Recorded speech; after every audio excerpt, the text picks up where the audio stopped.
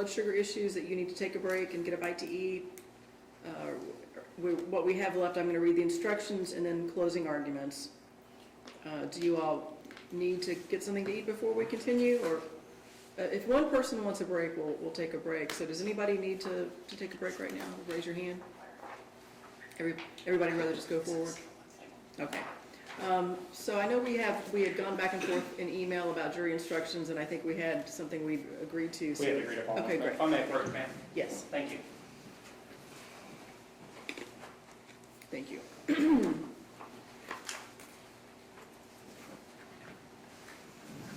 All right, as I said, you don't need to try to remember every word that I say. You are going to get these to take back with you to refresh your memory on what the instructions are. Instruction number 1. You will find the defendant, Daniel Darnell, guilty of operating a motor vehicle under the influence of alcohol if, and only if, you believe from the evidence beyond a reasonable doubt all of the following.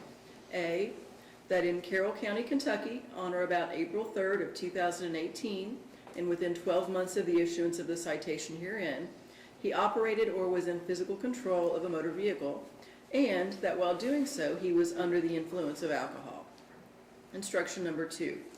If you did find the defendant, Daniel Darnell, guilty of operating a motor vehicle under the influence of alcohol, under instruction 1 above, you shall fix his punishment for that offense at confinement in the county jail for not less than 48 hours nor more than 30 days, or at a fine of not less than $200 nor more than $500, or at both confinement and fine in your discretion. You shall use verdict form number 1 to render your verdict. Instruction number 3.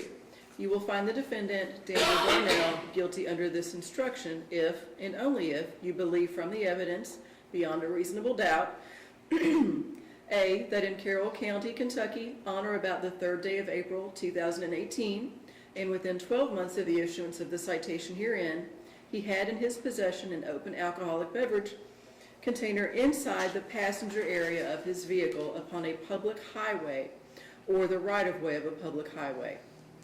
For the purposes of this instruction, open alcoholic beverage container means any bottle, can, or other receptacle that contains an amount any amount of alcoholic beverage and is open or has a broken seal or the contents of which are partially removed. For the purposes of this instruction, passenger area means the area designed to seat the driver and the passengers while the motor vehicle is in operation, and any area that is readily accessible to the driver or a passenger while in their seating positions, including the glove compartment. Passenger area does not include possession of an open alcoholic beverage container in a locked glove compartment or behind the last upright seat or in an area not normally occupied by the driver or a passenger in a motor vehicle that is not equipped with a trunk. For the purpose of this instruction, public highway or right-of-way of a public highway means the entire width between and immediately adjacent to the boundary lines of every way publicly maintained when any part thereof is open to the use of the public for purposes of vehicular travel. Instruction number 4. If you did find the defendant, Daniel Darnell, guilty of possession of an open alcohol beverage container in a motor vehicle, under instruction 3 above, you shall fix his punishment at a fine of not less than $35 and not more than $100. You shall use the verdict form number 2 to render your verdict. Instruction number 5. The law presumes a defendant to be innocent of a crime, and the citation shall not be considered as evidence or as having weight against him. You shall find the defendant not guilty unless you are satisfied from the evidence alone and beyond a reasonable doubt that he is guilty. If upon the whole case you have a reasonable doubt that he is guilty, you shall find him not guilty. Instruction number 6. The verdict of the jury must be unanimous and signed by one of you as foreperson. You may use the form provided at the end of these instructions in writing your verdict. And then verdict form number 1 and verdict form number 2 will be given to you, and they are self-explanatory, to be signed by the foreperson upon a unanimous verdict. All right, and at this time I would pass to Mr. Forman. Thank you, Your Honor. May it please the court, Mr. Marsh, ladies and gentlemen of the jury, if I actually may have a moment to set up, I have an easel I would like to use.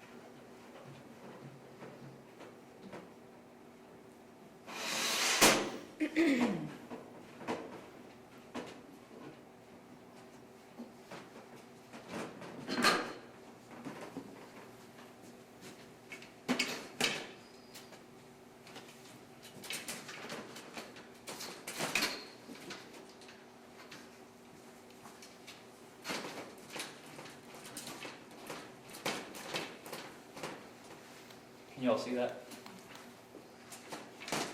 Sorry, Judge. It's okay.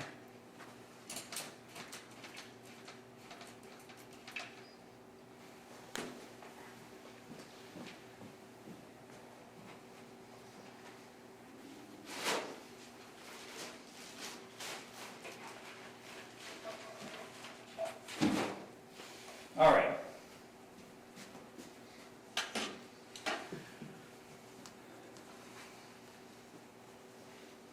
You've now heard the evidence that has been presented to you. And now I want to discuss generally what we've kind of started this trial with. I want to discuss the standard in this case, which is beyond a reasonable doubt. As we all know, and we've already discussed, there are at least 3 standards in the country, starting with preponderance of the evidence, which is just slightly over 50% in civil cases. Then to be found competent or incompetent, we have clear and convincing.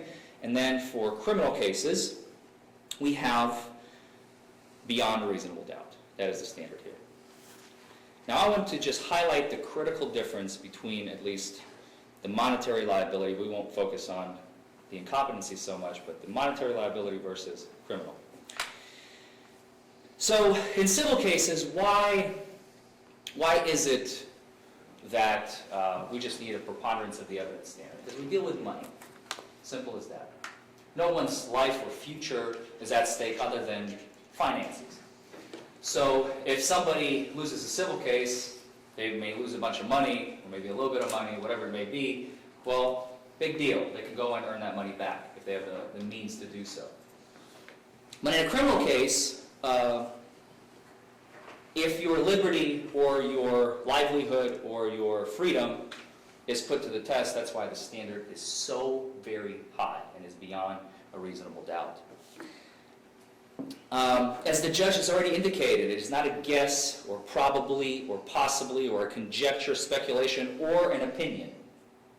It's got to be beyond any reasonable doubt. For instance, Mr. Marsh has, in his opening, made the example of leaving the cookie in the courtroom and walking out and coming back and seeing the cookie missing. You can use circumstantial evidence in criminal cases. There's absolutely no problem with that. The only problem is, if that was the case that he was on trial here for, the individual that was suspected of eating the cookie, I won't pick on Officer Meredith here, but if somebody else was suspected of eating the cookie, Mr. Marsh would have had to have the prosecutor presenting the case for the theft of his cookie and prove who the individual was beyond a reasonable doubt, because then that person would go to jail, would be deprived of their freedom for theft, for stealing someone's cookie. So it's not enough that it's probable that someone, that individual that has crumbs on their face, maybe they were eating their own cookie. So the proof must come in beyond a reasonable doubt. And we have, over the last 250 years, essentially 4 principles that I will briefly touch upon You see, the problem was, about in the 250 years ago, 300 years ago, 400 years ago, the problem was people were being convicted without proof. First thing I usually think of, I don't know about you all, is the Salem witch trials. She's a witch! Right? Let's burn her at the stake. Their judge, jury, and executioner right on the spot. Let's see if she floats. Attach a brake to her and see if she floats, right? That standard is gone. Now we have the most important standard that this country has, and many other countries have followed. But the United States is unique in the sense that we require proof beyond a reasonable doubt.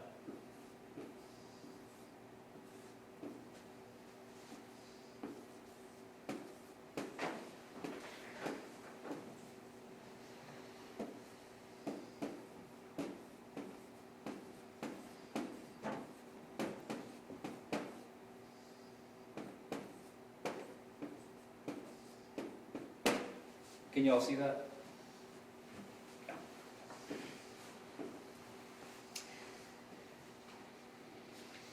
It's the highest standard in the land. Now, the second one, we haven't really talked about, but it was kind of mentioned in the beginning, and I want to touch upon it again very briefly.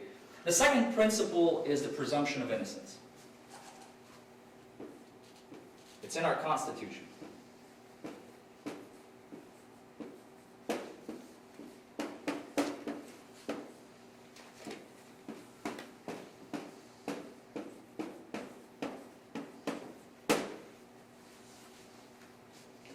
Basically, unless and until, if you may recall from my jury selection, unless somebody is, the prosecution is able to prove them guilty beyond a reasonable doubt, that presumption never leaves. It goes with you to the jury room to deliberate. And they have to prove every element of every offense. Without it, the verdict must be not guilty. The third principle, which is actually unique to our American justice system in the United States of America, is the concept of juries.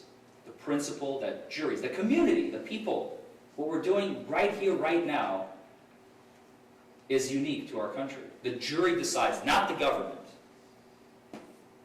They decide guilt or innocence and punishment.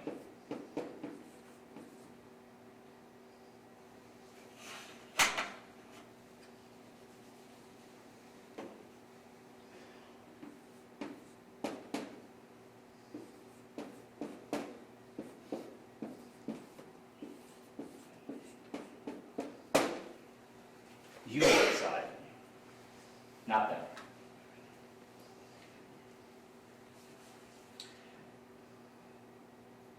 This is a principle that has been put in place by our founding fathers, and it is one of the most, I think, critical principles that has ever existed in the history of time.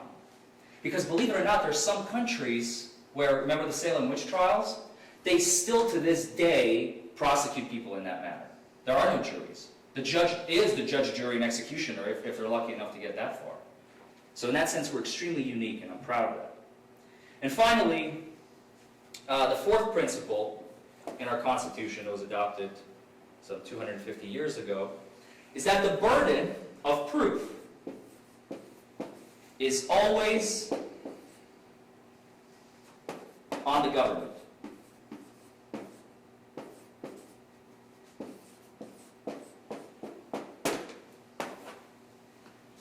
It never shifts to the defense, to me, as Mr. Davis and I have talked to in jury selection.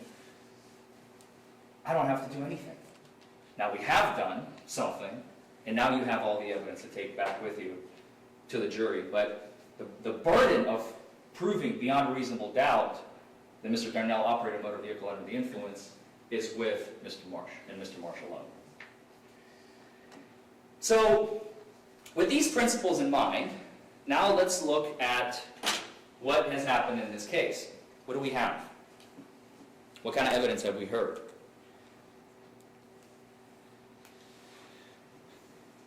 So, for instance, we've heard, to my understanding, no evidence, none, zero, that Mr. Darnell operated a motor vehicle under the influence.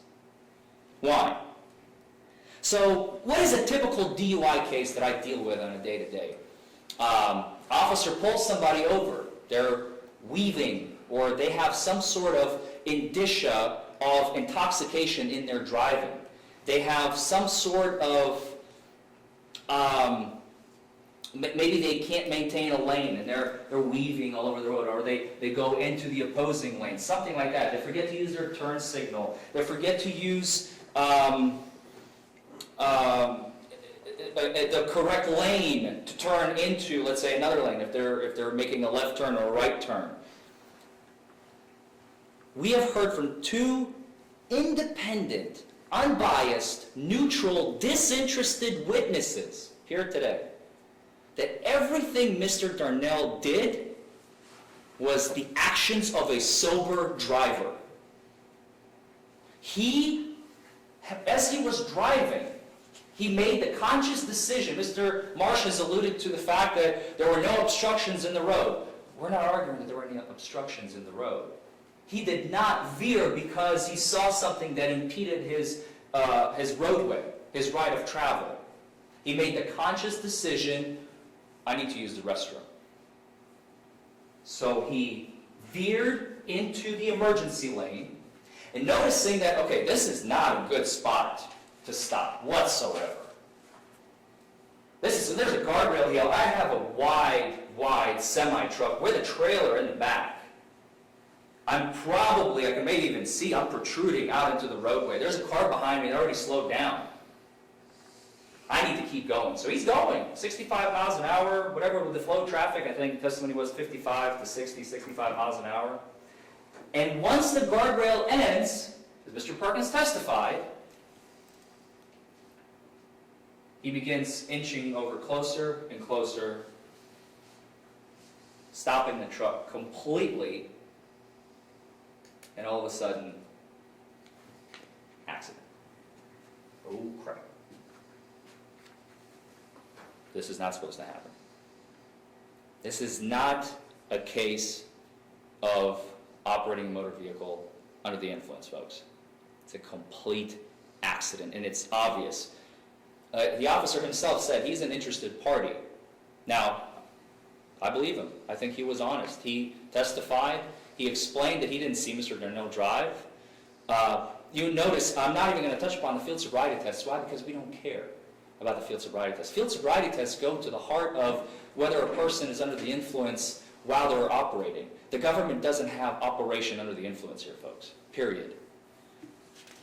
And we have shown that. And they have not been able to show that Mr. Darnell in any way, shape, or form operated while under the influence of alcohol. I mean, think about it. After he stops, he's on the steps, somebody comes up to him and says, hey, do you need, I'll give you a ride. Some fellow truck drivers, they always look out for each other. I know my dad used to be a truck driver. They always look out for each other. Say, hey man, are you okay? Do you need some help? Do you want me to drive you over there? He goes, no, I'm waiting on police. I can't leave my trailer. My truck and trailer is here. I can't leave that. Okay? So he stays, and when the police arrive, he gives his account. And for 2 hours, while the tow truck is gathering the tractor trailer, Mr. Darnell is there nearby. The officer has every opportunity to observe him. We have heard absolutely nothing about intoxication other than a smell of alcohol. How is that intoxication? He admitted that he took a shot. He told the officer, yes, I took a shot. What did the officer say? Nothing. Why? Because it doesn't help him convict Mr. Darnell of a DUI. Had he said, oh, did you? Oh, crap. Well, then he has no case. No bloodshot eyes, no red flushed face, no stumbling, inability to walk around. using objects to hold on to so he doesn't fall over. Every indicator of intoxication. Where was it? I smelled it. Anything else?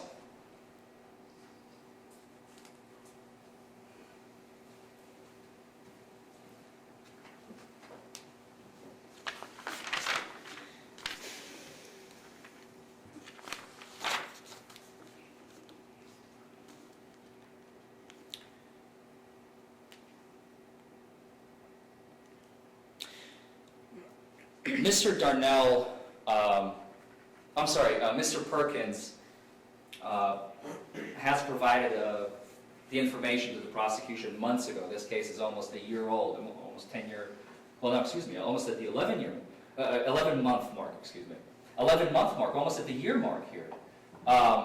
Mr. Marsh has known about all of this, yet he decided to bring this case before you today. Why? I don't know. I have no idea. I can't answer that. We don't have video either. Typically in a case like this, I would get video evidence, a body cam, dash cam, something. Where's the video? Well, we don't have it. Is it missing? Is it destroyed? We never got it. We don't have a camera. It's a company policy not to have a camera in the cruiser. I usually get them. We don't have one here. Who knows? Now, I anticipate that Mr. Marsh, when he gets up here, he's going to try and portray the fact that because we have an accident, that is clear proof of operating a motor vehicle under the influence beyond a reasonable doubt. Nothing could be further from the proof, as we have seen. Just having anybody can have an accident. In all candor, when I was a teenager, I wrecked a car. Sober. It was ice. I veered it off the highway, got into a ditch, broke my nose. It hurt like hell. Accidents happen. Just because there was an accident is not enough proof to show that he is guilty of operating a motor vehicle under the influence beyond a reasonable doubt. So we can stop right here. There may be, and I'm not pointing any fingers or anything like that, I'm just speaking from experience, there may be one of you when they go back to deliberate and they'll say, look, maybe, Mr. Darnell was so focused at that moment when he was driving. He was so concentrated on inches away from the guardrail. I better be careful. He was under the influence. He was focused. And that's why he never hit it, never clipped it. And then after the accident occurred, he is where he is. That right there, in and of itself, is reasonable doubt. And that juror must vote not guilty.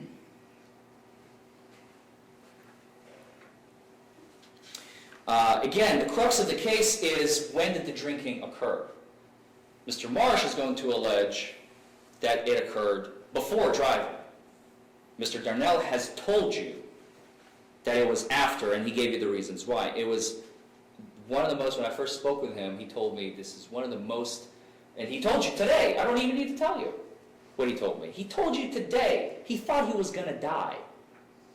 Some truck drivers don't walk away from this. He didn't know what the heck was going to happen in the moments after. He was in a sheer panic, as he said. He wanted to call his mom. He wanted to talk to a loved one, somebody, anybody. So what does he do? Okay, what do I do to calm down? I'll have a little bit brandy left. Swigs it. Is that a DUI?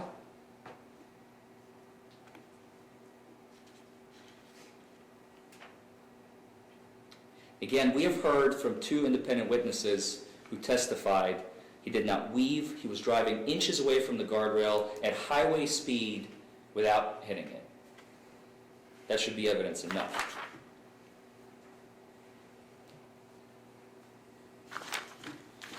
His driving was akin to that of a sober person.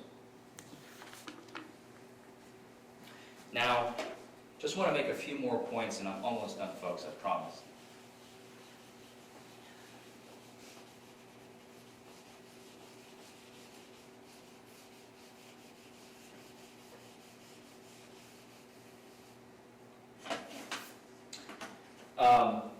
Let's look at what evidence the state has.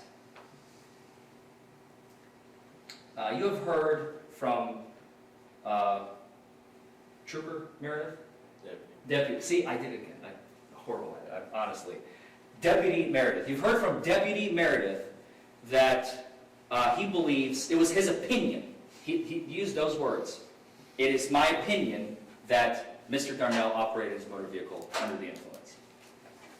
Opinion is not enough by itself.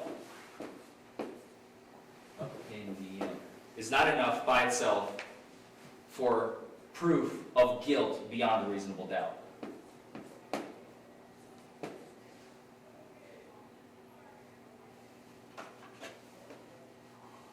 Deputy.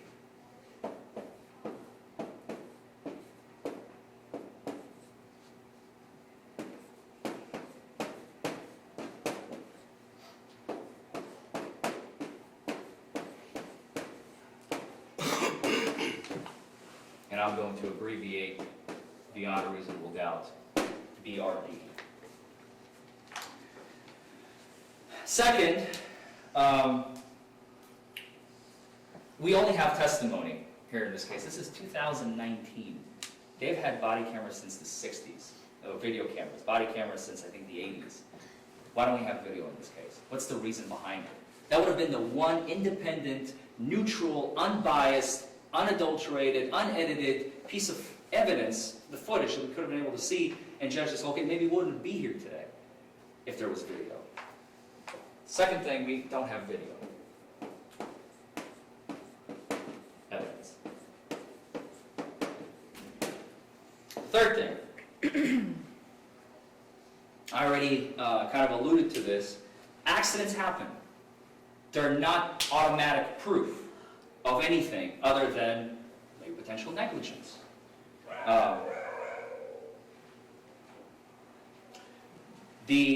Mr. Darnell, or excuse me, the disinterested two witnesses, Mr. and Ms. Perkins, have testified that the truck came to a complete stop and only then did it tilt over. Because, as Mr. Darnell has explained, the load had shifted, as he later learned in the report that he got either from his company or maybe from the officer, or maybe from the officer through the company. So, Mr. Darnell has also testified that he suspected that it has shifted at one point as he was beginning to pull over. He is an experienced truck driver. He knows as much as he can know about the contents of his trailer. He is responsible for it, but he cannot be, as he testified, be responsible for it if he hasn't had a chance to inspect it. And they fired him not because of the accident. They fired him because he was charged of suspicion of driving under the influence. And that was 11 months ago when he lost his job. So, having a mere accident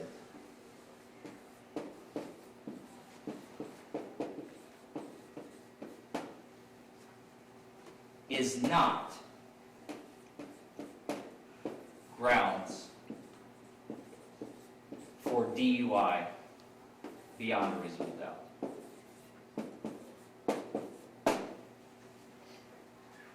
And finally, that concludes my portion discussing the DUI itself, but I want to talk about the bottles real quick.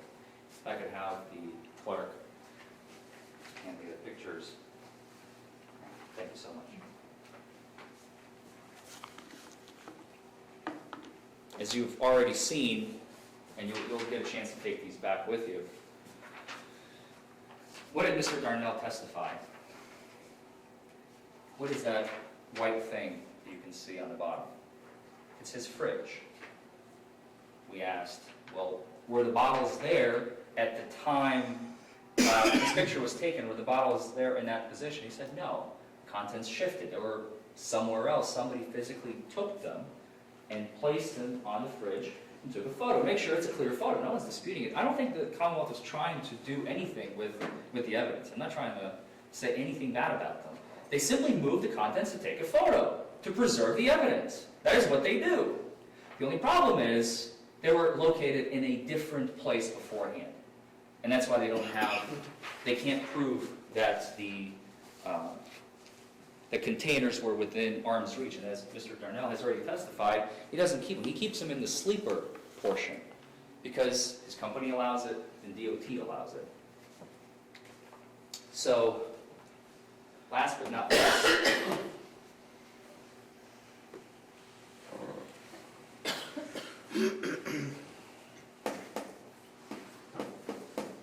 bottles in the sleeper. And by the way, I believe, memory serves, both the officer and Mr. Darnell both refer to it as a sleeper area.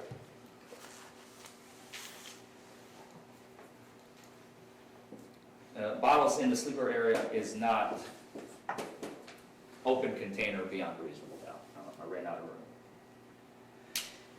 So finally, as I've already said, I try these cases all the time, and it's really frustrating to see a case where we have to waste the judge's time, my time, your time, my client's time, even the prosecution's time, to do this when the evidence is so abundantly clear.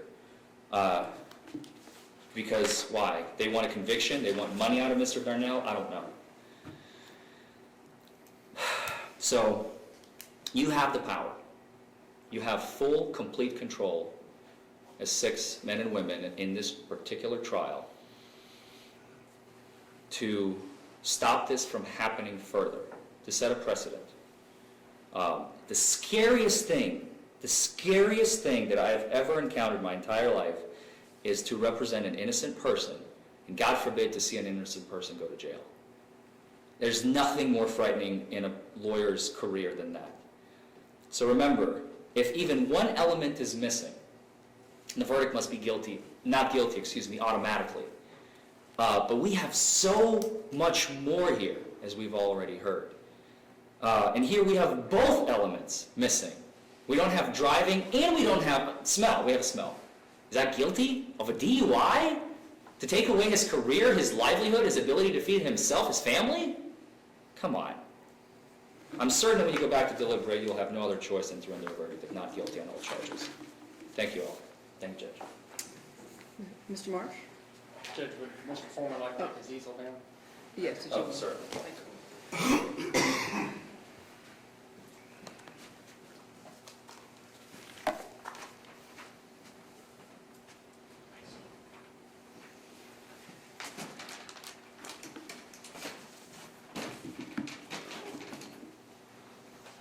You're fine. Take your time.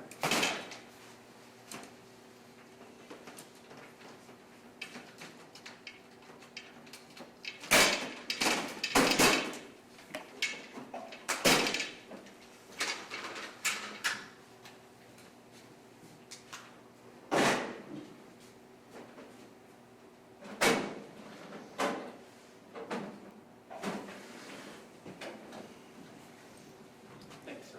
Not a problem. May it please the court, Mr. Forman, ladies and gentlemen. I told you when we started, it's a simple case. Those of you who know me or ever had interactions with me know I'm a pretty simple person. I don't try to use smoke and mirrors. I don't try to pull the wool over your eyes, okay? I wasn't raised that way, for sure. I was raised in large part by my parents, but in great part by my grandmother, and spent a lot of time with her. If any of you knew her, knew she could be an animated lady, but she was a no bull kind of lady too. She didn't tender well to people pulling wool over her eyes, trying to pull something over on her. And that's not the way I am. Never have been. Hopefully no one ever will be. And I really appreciate it because I'm kind of a nerd here. Mr. Forman's dissertation up here on the Constitution. I'm a political science major in college. I enjoy that kind of stuff. But one of the things that the Constitution does not tell us to do is to leave your common sense at that back door when you enter this room. There's an old Supreme Court justice, this is my favorite quote from any case that's ever been written by the Supreme Court. It was a justice by the name of Learned Hand. I like his name too, I thought that was kind of interesting. And he said, common sense cannot be a stranger in the house of the law. Common sense cannot be a stranger in this courtroom. The judge told you you're not expected to leave your life experiences at the door when you come in. Because your life experiences tell you exactly what happened here. Your common sense tell you that at the end of all this proof, Mr. Darnell is guilty of operating his semi-tractor trailer while under the influence of alcohol.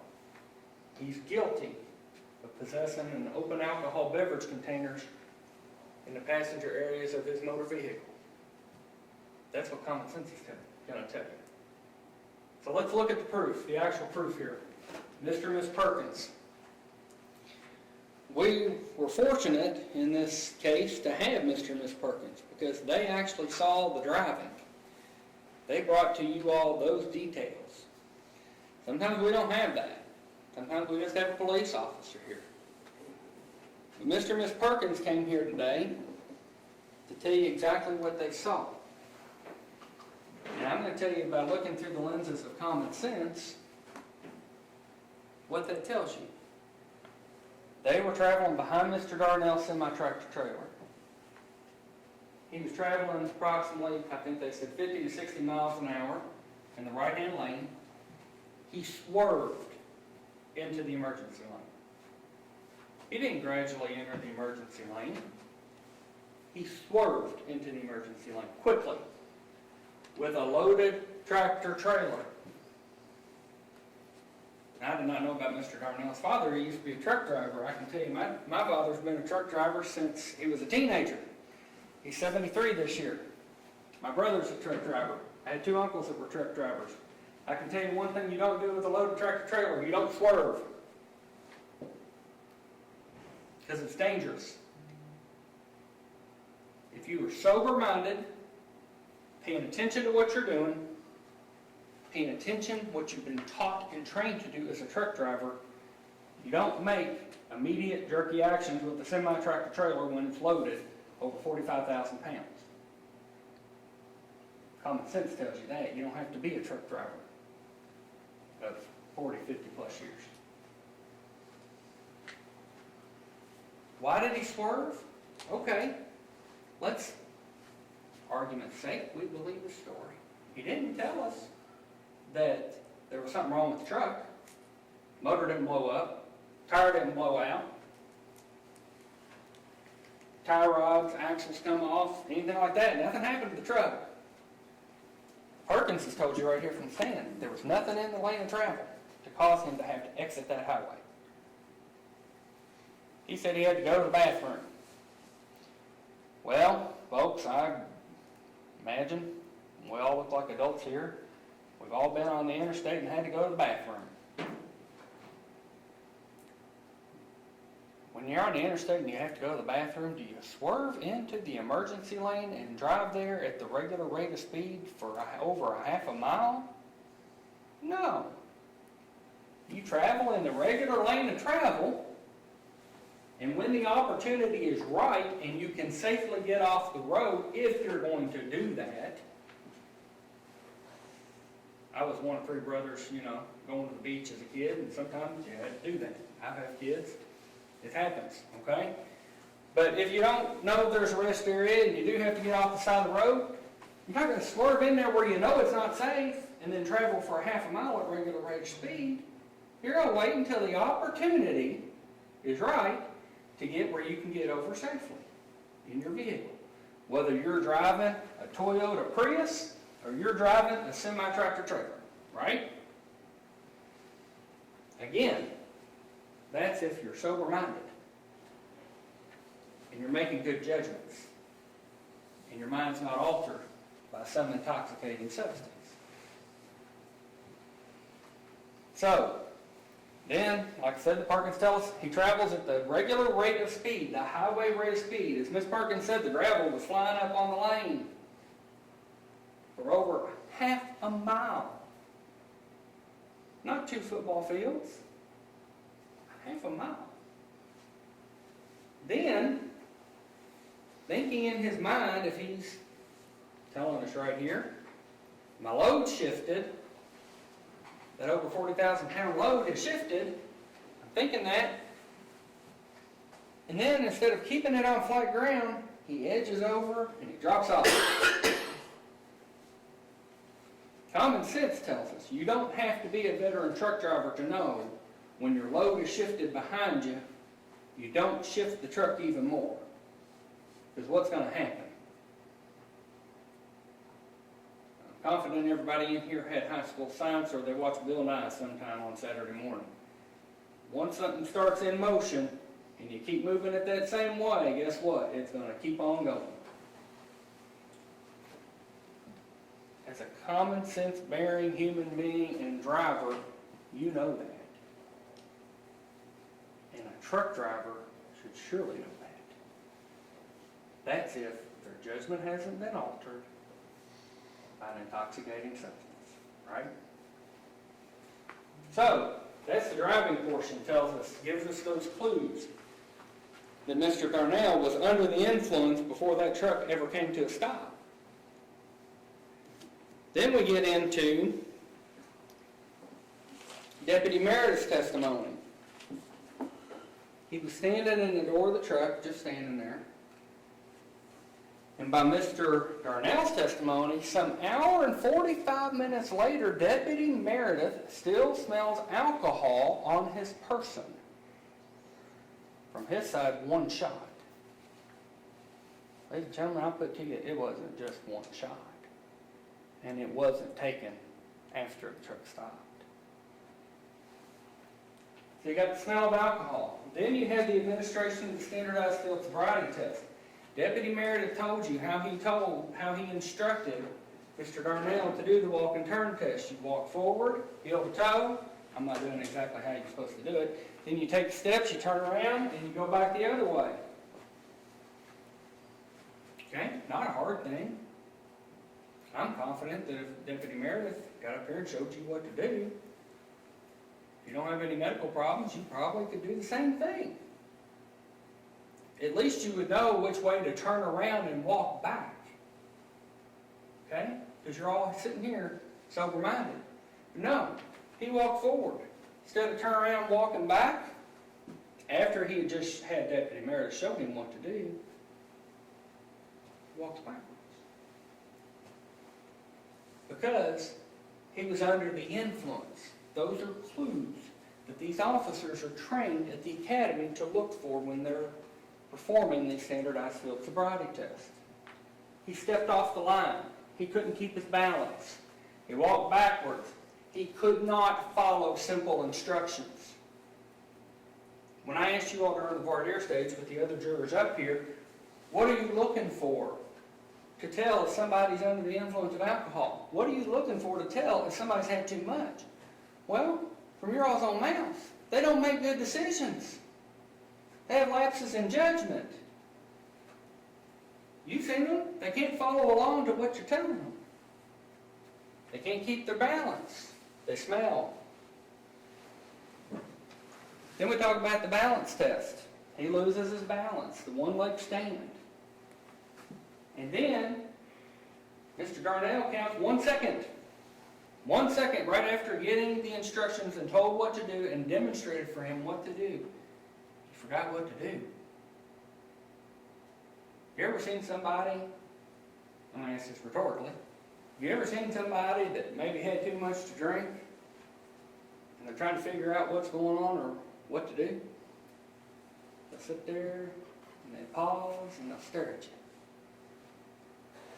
Because they can't think real quick. They've got to calculate it. Their mind is altered. Mr. Darnell's mind was altered by the alcohol that he drank before he drove this truck. To the point that he couldn't figure out what to do after just being told what to do. Now, I would love to have a blood test to show you today, to show you exactly how intoxicated Mr. Darnell was. I don't have it. Why do I not have it? Because he refused. It's just like me asking to smell the breath of somebody I think that ate my cookie. He refused. Why? I'd put it to you just as the implied consent was read to him. It can be used as evidence of his guilt. I'd say everybody sitting on this jury has either had children or dealt with children. Somebody wrote on the wall at your house. I've got a 5-year-old that's quite guilty of that very often. You know what the first thing I ask her to do? Show me your hands. Because I know they're going to be covered in marker or crayon, color pencil, paint, whatever she's used. And I know if I say, show me your hands, and she goes like this, and won't show them to me, guess what? She's guilty. Well, in this case, the state tells you, show me your blood. Show me if you're not intoxicated. He didn't do it. He refused. Now, ladies and gentlemen, it never fails in all the DUI trials I've done with whatever very talented defense attorneys that we have stand before us, they all do the same thing. They want you to look at every piece of evidence by itself. Let's put this one in this box. Let's put this one in this box. Let's put this one in this box, and so on. But don't look at all of them together. You can only look at one at a time. And maybe you just need to look at one. Well, you know what? I agree. That wouldn't be fair if we just had one piece of evidence. It'd be the same way if I put a 100-piece puzzle out here and spread it out on the floor and told you, tell me what is that a picture of? You couldn't do it. Because you got to put the pieces of the puzzle together to see what the big picture is. That's the very nature of dealing with circumstantial evidence. You got to put all the clues together. And ladies and gentlemen, all the clues are here. They're all here. The difference is, Mr. Darnell wants to add a piece to your puzzle from a different puzzle and tell you that it's a different picture. He wants you to believe that he took that shot, that one shot of brandy, and that accounts for his smell. That one shot of brandy taken an hour and 45 minutes before the alcohol was smelled on his breath and the field sobriety tests were administered, that accounts for his performance on those field sobriety tests. I guess we're going to be time travelers, and that one shot of brandy is going to account for why he swerved into the lane, why he traveled there for half a mile at highway speed, why he dropped off the side of the road. That was a very powerful shot of brandy, if we're to believe him. Ladies and gentlemen, I don't think you can believe him. And that is your job as a jury, is to determine what witnesses in this witness box were telling you the truth.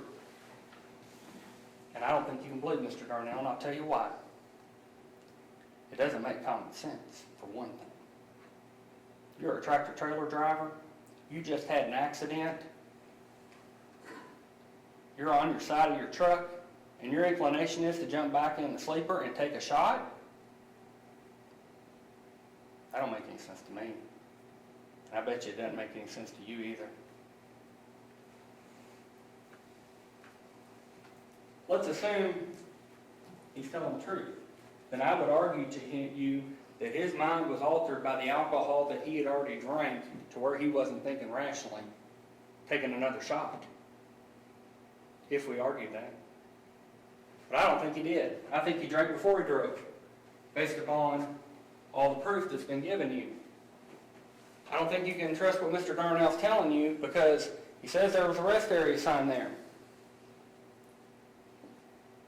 The story don't add up, folks. 2 and 2 is not making 4 today for Mr. Darnell. Ladies and gentlemen, I think that you have to look at the proof. Let's look at the proof on the alcohol and the alcohol beverage container. Deputy Meredith told you where he found those bottles was within the wingspan of a driver or a passenger in the cab of that truck. That is sufficient under the statute. The law's been given to you, you can read it. That's the proof. We're within his wingspan, within his arm's reach. That's what Deputy Meredith told you where he found the bottles. They were open alcohol bottles. And look there.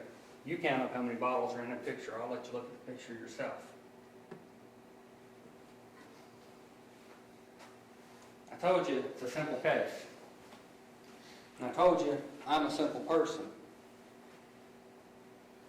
And I'm telling you that Mr. Darnell was under the influence when he drove that truck. Now comes to the punishment.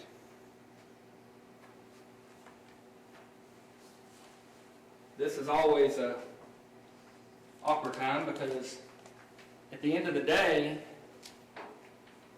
Mr. Forman was right. You all are the jury. You all are the people of this community, of our Commonwealth, who have been duly selected to speak to Mr. Darnell. And now's your time to speak, folks. And now's your time to tell him exactly what you think of his behavior within the confines of the law. Now, this charge, the operating under the influence, carries potential jail time not less than 48 hours nor more than 30 days.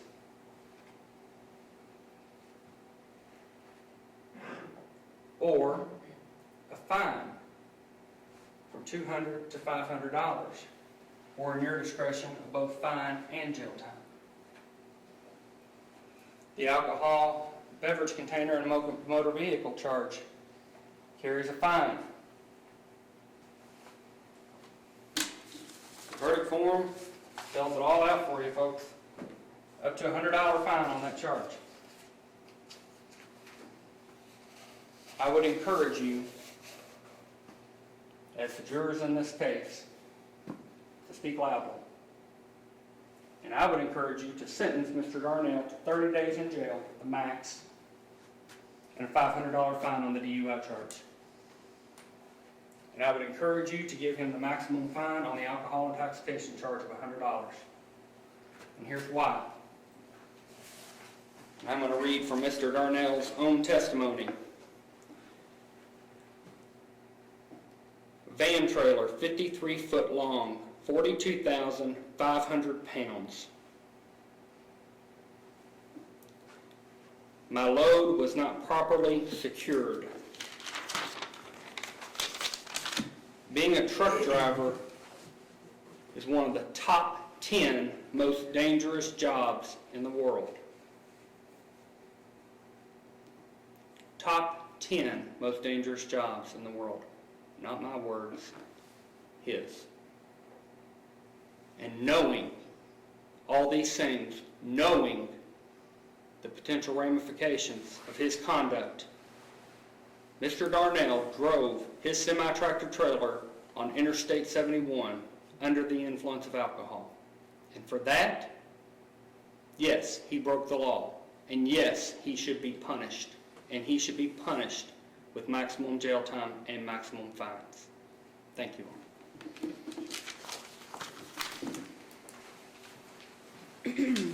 Deputy?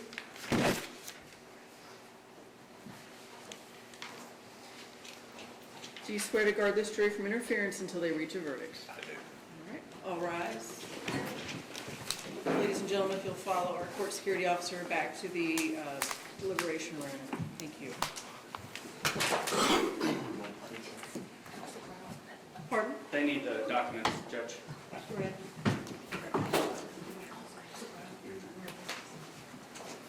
Thank you, Don.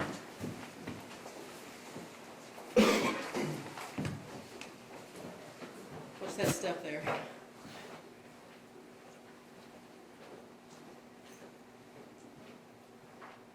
right, we'll be in recess while we await verdict. Might have to step off.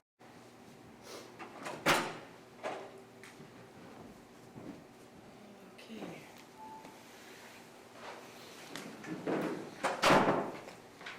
Should be bringing them right in. I saw him peek in. I think he's waiting on everybody to get settled in. You okay?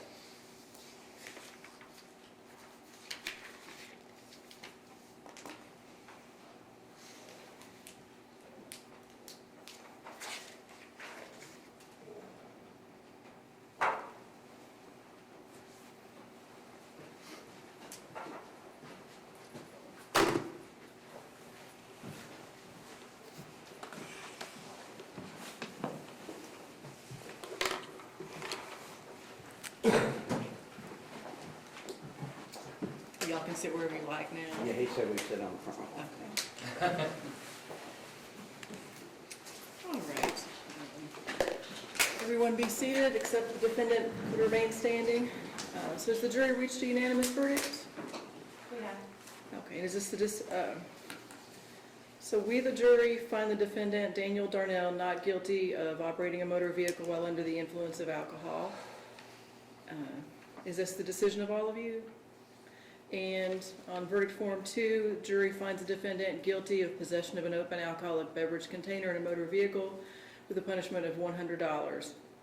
Is this also the decision of all of you? All right. Either request a poll on either charge? No, ma'am. No, Your Honor. Okay. Thank you very much for your attention today. Everybody obviously paid very close attention. I saw jurors taking notes. We're very studious, so again, appreciate you showing up. Those who did not appear will be talked to by me sternly, and I will see you next time. All rise for the jury. Excuses here from you or next door? I've got some information. Okay, we'll be in recess. Go ahead and get their excuses if you need them, and then we'll finish up our business here just after that. So let's just go off the record for a minute, Renee. And Your Honor, again, off the record, we don't need this.